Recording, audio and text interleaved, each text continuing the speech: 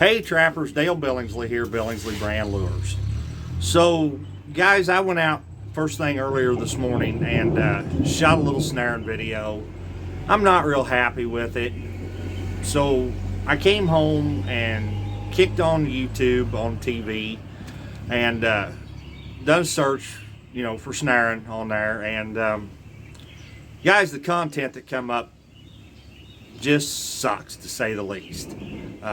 As some of you know, I've put out some snaring videos in the past, and it's become painfully obvious to me that there needs to be some more and better content put out. So that's what we're going to try to do here, as we go along. I'm not just going to load you up with a bunch of snaring videos all the time, but as we go along, I'm going to put out some more information with snares and snaring and cable restraints as well. Guys, I would like to take a minute though. If snaring or cable restraints are not allowed in your state, you need to be campaigning for them, because they are a very effective tool. They are a very big part of wildlife management. They need to be legalized. You need to be fighting for them to try to get them into your state if they're not allowed. The one thing about snares is they, no matter what the weather, unless it's absolutely freezing up, they constantly work. I have ways to keep my snares from freezing, but that's, again, sorry, that's something I can't just share out with everybody on YouTube. But yeah, so you need to really be campaigning for them if you can. And some of the content that I watched today was just, I'm sorry, excuse my language, just pure and utter bullshit. There was even one guy on there that said, to avoid catching deer, you need to put a jump stick over top of your snares. Guys, I'm sorry, but there's not a quicker way to catch a deer, in my opinion, than to put a jump stick over top of it, because 99% of them duck and go under instead of going over like they should.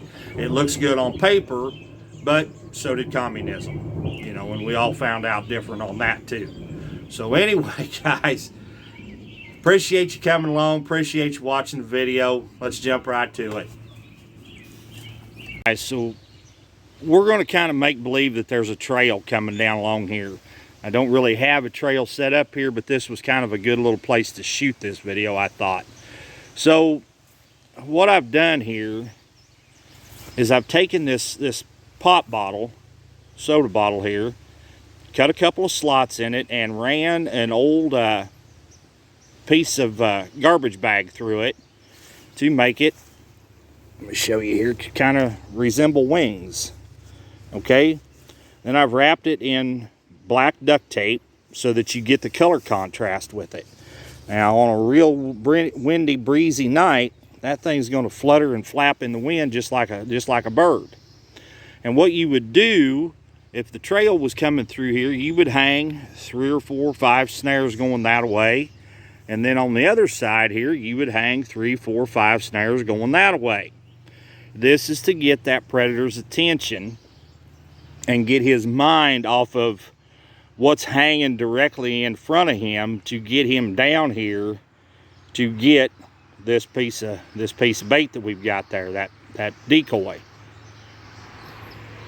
If you happen to think that might be too much, it might be a little too gaudy, might spook a predator, which, trust me, it does not. But if you think it does, you can always just tie nothing more than a cotton ball, a single cotton ball, and let it blow in the wind. Now granted, I would probably move it down a little lower. I just didn't have a low enough branch there to hang it on. But even up that high, that's not any more higher than chest high, that will flutter in the breeze and get his attention. Now you can also, if you want something here for attractant, such as a smell, you could take another cotton ball, which we have hanging right there, and use either our liquid snare bait on it, or one of our other lures on there, or bait, to get scent blowing up and down this trail to get his attention even farther. Again, it's keeping his mind off of what's hanging directly in front of him, the snares, and getting his mind focused somewhere else.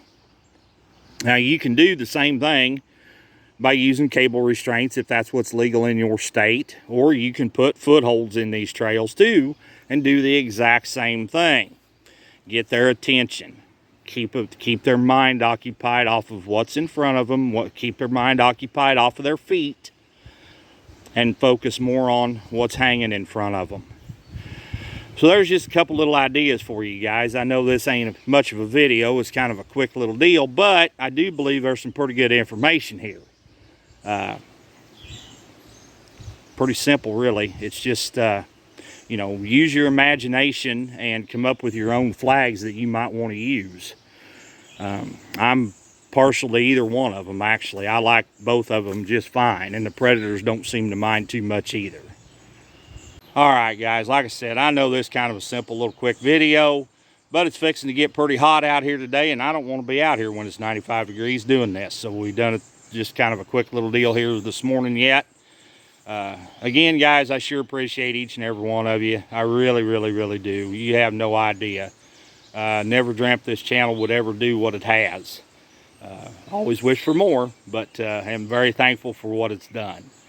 Once again, guys, this is Dale Billingsley with another one. Signing out.